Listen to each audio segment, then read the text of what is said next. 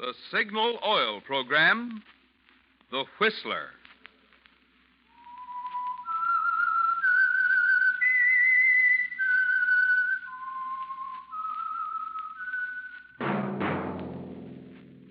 That whistle is your signal for the Signal Oil Program, The Whistler.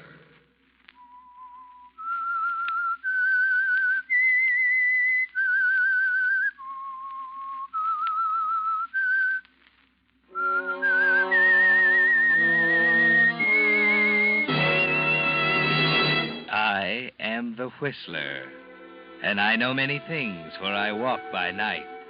I know many strange tales hidden in the hearts of men and women who have stepped into the shadows. Yes, I know the nameless terrors of which they dare not speak.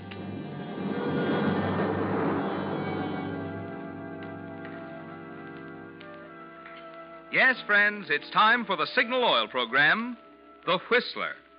Remember, let every traffic signal remind you. With Signal, new Signal gasoline, you do go farther than ever. Look for Signal's big yellow and black circle sign that identifies those popular Signal stations in 7 western states from Canada to Mexico. And now, the Whistler's strange story. Coincidence.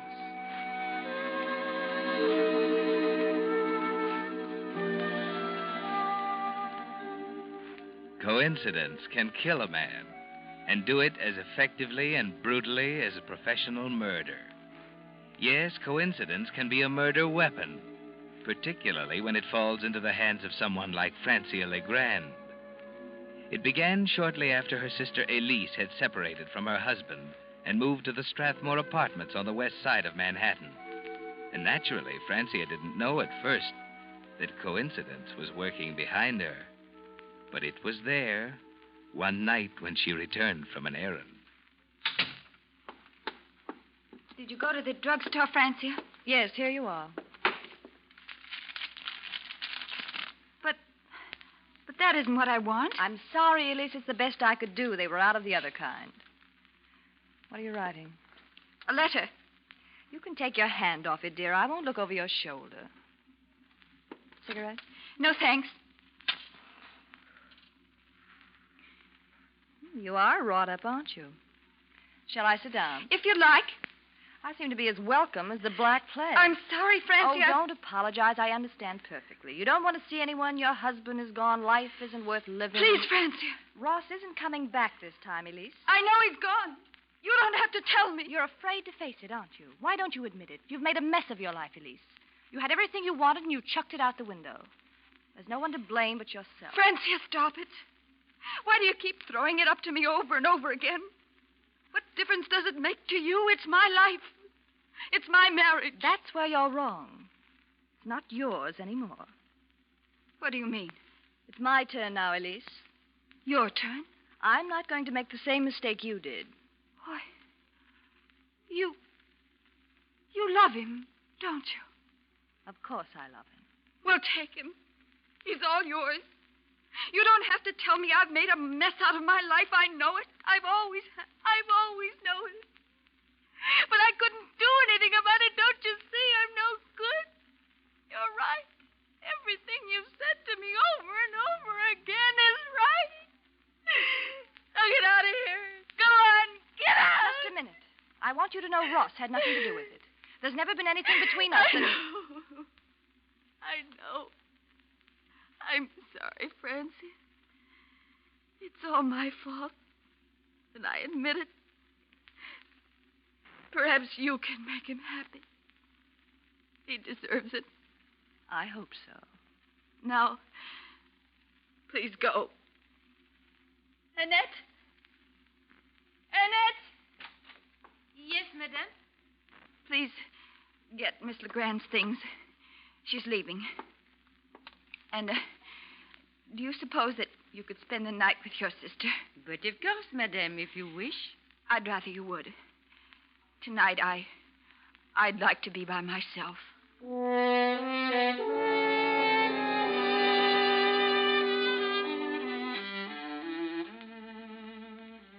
Well, Francia, she's defeated, isn't she? It's taken 5 years, 5 frustrated, maddening years. And now, at long last, you've accomplished what you set out to do. That's why you're elated as you go into a phone booth in the lobby downstairs.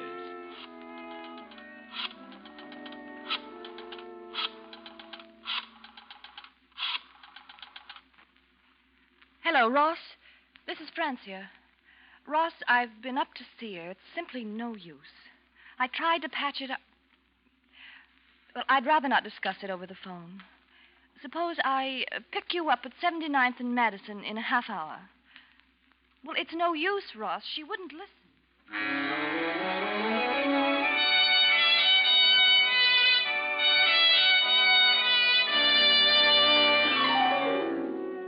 It was at that moment, while you stood in the phone booth talking, that coincidence moved into the picture, Francia. First in a taxicab pulling up to the main entrance. Take the side entrance, driver. I can't park here, Chief. Don't argue with me. Pull around the side entrance. Yeah. Okay. Second, just 1 minute later in the elevator, not far from the booth where you're talking. 12-4, mister. What do you mean, 12? I told you 10. Oh, I'm sorry. I wasn't thinking. Don't hand me that. Take me back to 10. I haven't got all night. Yes, sir.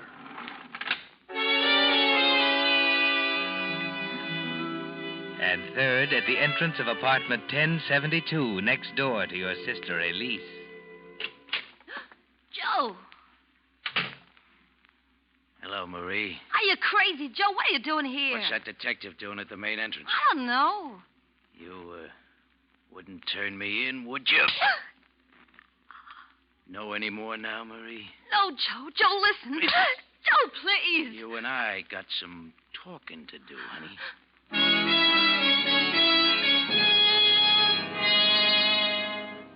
Yes, Francia, that's where coincidence moved in. When Joe Fortescue, gambler, fugitive from justice, walked down the corridor to apartment 1072, next door to your sister Elise, the machinery of coincidence was in full motion. But as you drive through the park, you have no way of knowing that now. All you can think of is Ross. Did you tell her what I said, Francia? Yes, she wouldn't listen. Maybe it's just as well. What did she say? It's all over, period. Just that? Just that. Oh, I knew it'd never work out, Ross. She's not your kind of a girl. She never understood you. Maybe I expected too much. No, it wasn't that. It's hard to figure out what it was looking back at it now. Maybe it was those awful, ugly quarrels. You know, Francia, it almost seemed as if I were married to two different women. I know. Yeah, I guess you do. Ross, now that it's all over, I want to tell you something. Yes? Those 5 years were difficult for me, too. Standing on the sidelines, seeing you married to someone you didn't love. What? Are you going to make me say it, Ross? Yes. Say it. I wanted to for so long, but I couldn't. She was always there between us.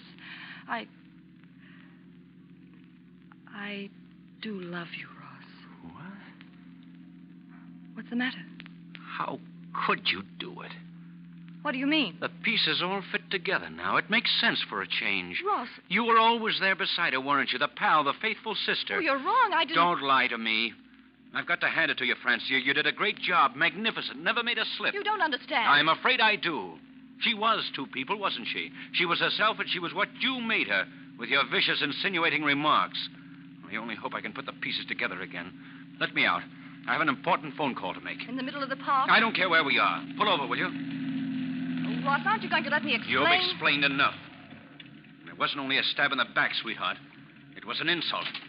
I'd have to be pretty desperate before I'd fall in love with you.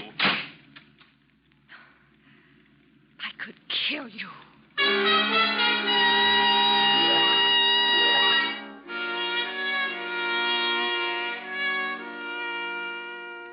You could kill him, couldn't you, Francia? 5 years of careful, deadly planning gone for nothing. It was an insult, he said. If he weren't so bitter, he would have laughed at you. You drive through the park thinking. It's all over, isn't it?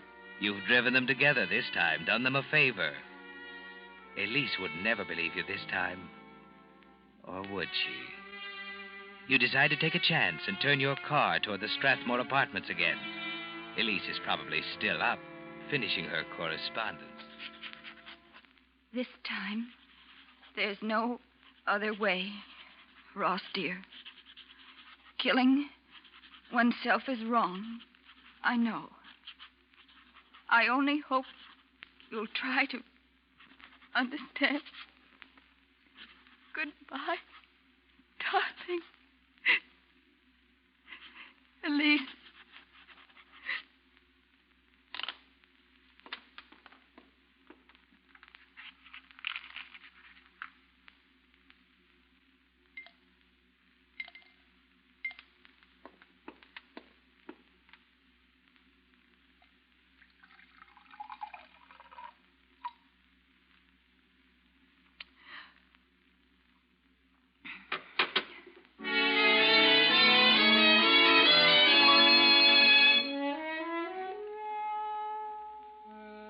Yes, Francia, Elise has caught up on her correspondence. And now she stands at the window looking down into the street 10 floors below. The telephone rings in the bedroom, but Elise pays no attention. She isn't even conscious of the argument between Joe and Marie in the apartment next door. Nothing to do with it. I ought to kill you, you lying little rat.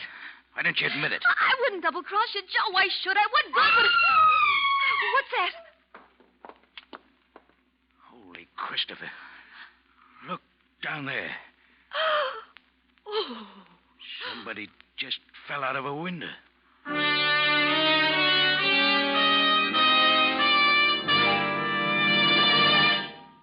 Signal. New Signal gasoline. With the prologue of tonight's story, Coincidence, the Signal Oil Company brings you another of the strange tales by the Whistler. If you drive a car, this timely warning from the National Safety Council is for you. During 1 year, 97,800 persons were killed right here in America in accidents. Of the deaths caused by autos, 1 out of 5 occurred when roads were wet or slippery.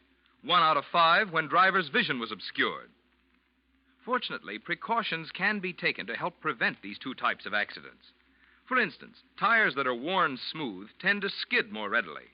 But a deep, heavy retread job, the kind Signal gasoline dealers are prepared to give your tires, will restore their grip on the road, help you stop more quickly. And if a worn windshield wiper is leaving streaks across your vision, Signal gasoline dealers will install a fine new Rainmaster blade while you wait. So have your tire tread and your windshield wiper checked the next time you're at your neighborhood Signal gasoline dealers. You'll feel a lot better, knowing your car is prepared for the wet weather driving ahead. And it may help save a life. Possibly your own. And now, back to the Whistler.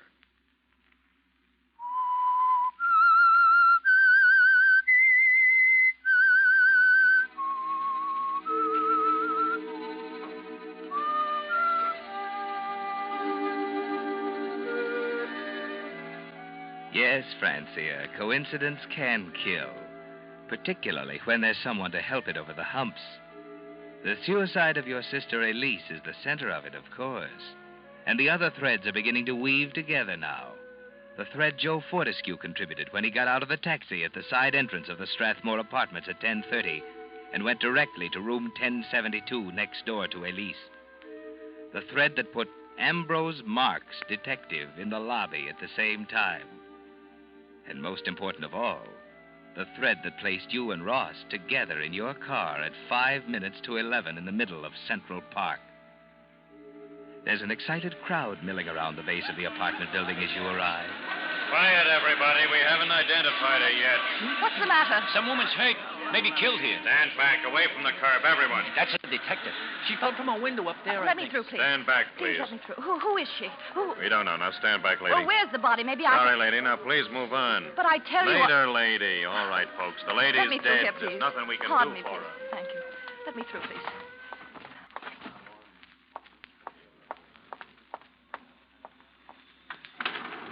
Going up? Yes.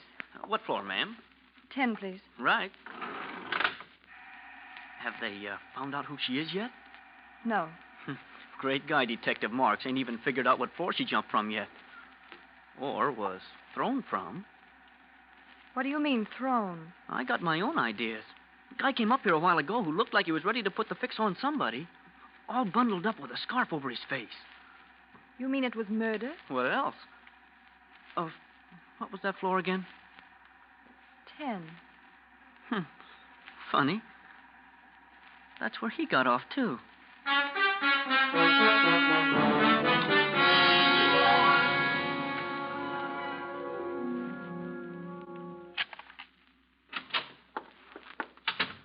Elise? Elise, are you in here? Lights, where's that switch? Oh, yes. Well, here's her medicine. That note she was writing. Ross, darling, I'm going to kill myself tonight, and I want you to know why. It's clear now that I can't live either with you or without you. It was, Elise.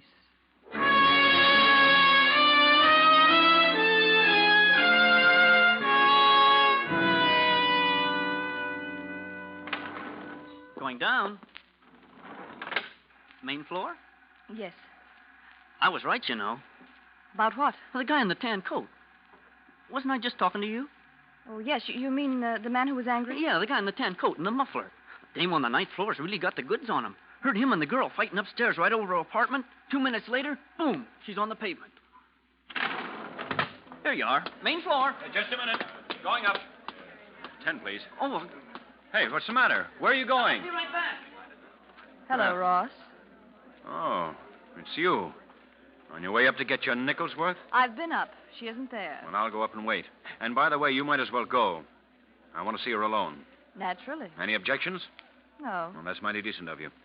Say, what's the matter? Why are all these people in the lobby? And where did that boy go? He's over there with the police lieutenant. Police?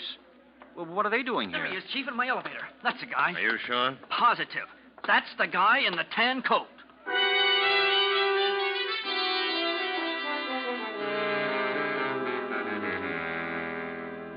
Well, Francia, that throws a new light on things, doesn't it? For the first time in your life, you have Ross where you want him. And you smile to yourself, thinking of the suicide note tucked away in your purse. You could clear him in a second, couldn't you, Francia, if you wanted to? But you'd rather watch him squirm, stammering answers to Detective Marks's sharp questions, trying to fight his way out of the tangled mass of circumstantial evidence piling up around him after you've both identified the body. All right, Mr. Mansfield. The taxi driver and the elevator boy have both identified you positively as the man in the tan coat who got off at the 10th floor shortly before your wife's death. The lady in the apartment downstairs says it was your voice she heard in the apartment overhead. Listen, Lieutenant, I tell you there's something wrong somewhere. Miss LeGrand, isn't it true that Mr. and Mrs. Mansfield had several serious quarrels during the past month? Well, Oh, Ross, what'll I say? I'm asking you, Miss LeGrand. I'd rather not answer. Oh, you'd rather not answer. You know how that sounds, don't you? All right, it's true. We hadn't been getting along. But that has nothing to do with tonight. All right, Mansfield. We don't seem to be getting anywhere. I'll ask you to be available at the DA's office on 15 minutes' notice until the inquest is held. That clear? Very well, Mr. Marks.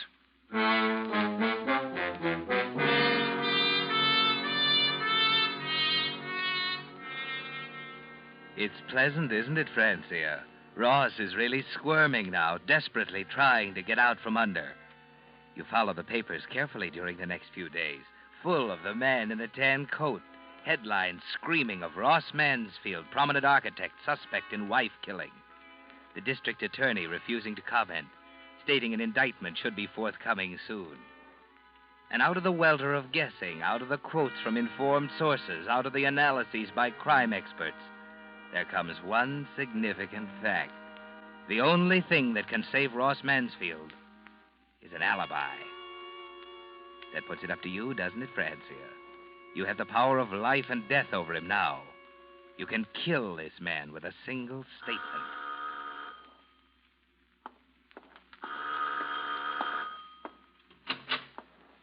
Hello, Ross. What are you doing here? It's rather important, or I wouldn't have come. All right. Have you, decided what you're going to say at the inquest tomorrow? Of course. There's nothing to worry about, Francia. All we have to do is tell the truth. Ross, do you still feel the same about me? How can you talk like that? Well, I'm only asking you. Skip it, will you? You don't have to jump at me. Francia, she was my wife. I loved her. She's dead. Does that mean anything to you? No, it doesn't, does it? It ought to, though. It ought to be on your conscience as long as you live. What are you talking about? They're right. She didn't kill herself. You murdered her. Just the same as if you'd shot her with a gun. That's where you're wrong. You killed her, Ross. Or, haven't you read the papers? Well, don't say anything. I'm going. See you tomorrow at the inquest.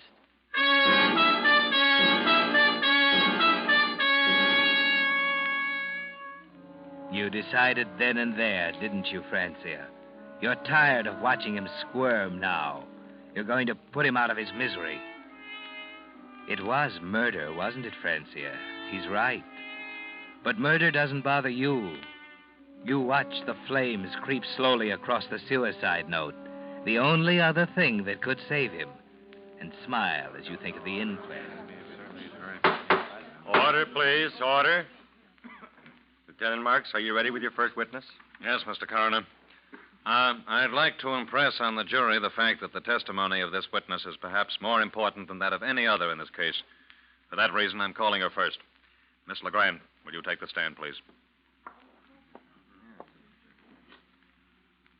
You swear to tell the truth, the whole truth, and nothing but the truth to help you God? I do. Sit down. Miss LeGrand, what is your relation to the deceased? I'm her sister. Would you say that the marriage of Mr. and Mrs. Mansfield was a happy one? No. There were quarrels? Yes, lots of them. Have you any idea what caused them? I think so. What? Mr. Mansfield was rather fond of me. Francia, you know that's not true. Just a minute, Mr. Mansfield. Proceed, Lieutenant. Well, is it true, Miss LeGrand? It is. He's in love with me. I see. Now, this is very important, Miss LeGrand. Were you or were you not with Mr. Mansfield riding in your automobile in Central Park between the hours of 10:45 and 11:05 on the night of your sister's death? I was not. You realize you're under oath. I do. You realize the consequences of this testimony. Yes, I do. I didn't see him all evening. I swear I didn't. Is that enough? Yes, Miss LeGrand. That's enough.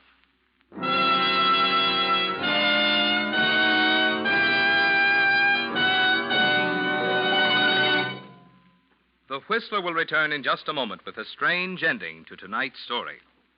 Meantime, because Americans are curious people, like to know what makes things tick, I want to explain just what it is that gives new Signal gasoline its amazing power and performance.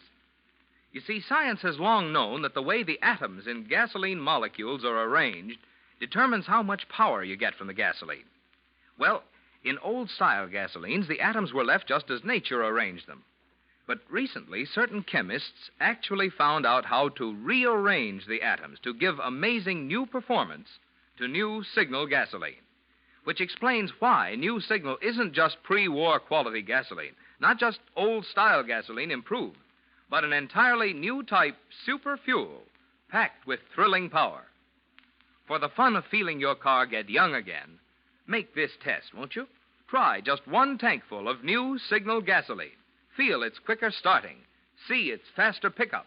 Hear the smooth purr of your motor, thanks to Signal's high anti-knock. And check your speedometer for proof that with new Signal, you do go farther than ever. And then you be the judge. See if you don't agree that new Signal actually is the new post-war gasoline you can prove is superior. And now, back to the Whistler.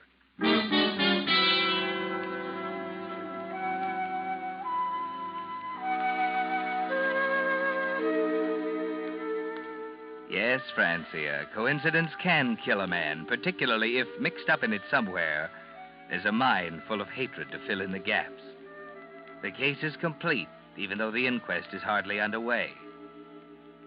They were right, Francia. Everything depended on your testimony on the alibi. Just a minute, Miss Legrand. I'm not finished. If you weren't with Mansfield, where were you? I was out for a drive. Alone?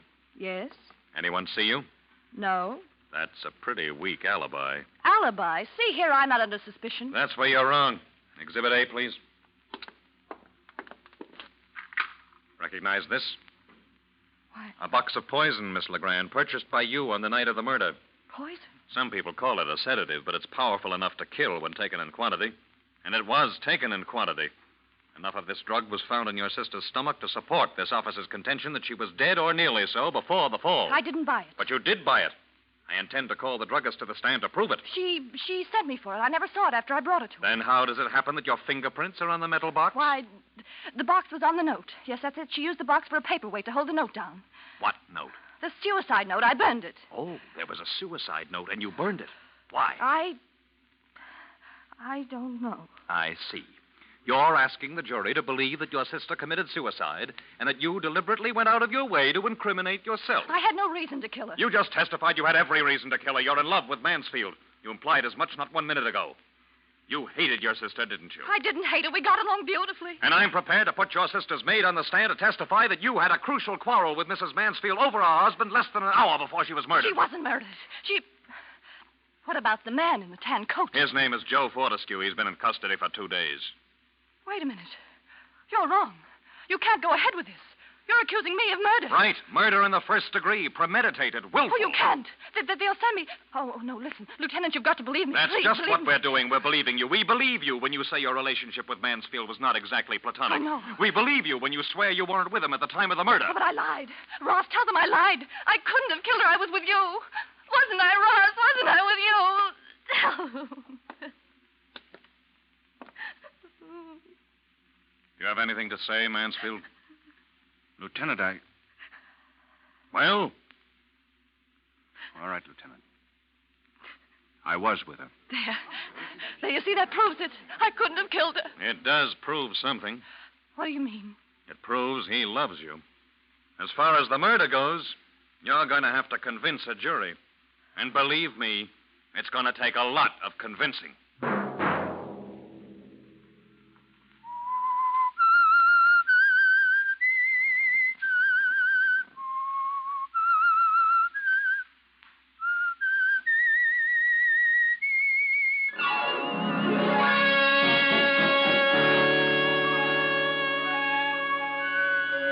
Next Monday at 9 o'clock, The Whistler will bring you another strange tale.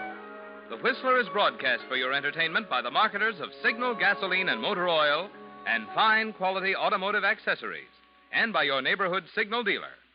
This program, directed by George W. Allen, with tonight's story by Harold Swanton, music by Wilbur Hatch, is transmitted to our troops overseas by the Armed Forces Radio Service.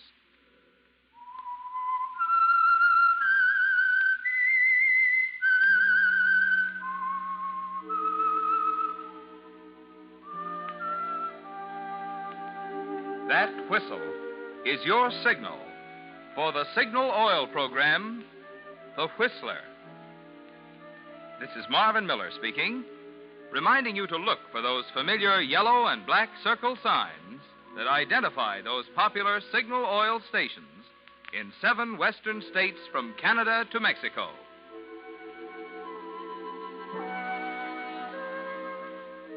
This is CBS, the Columbia Broadcasting System.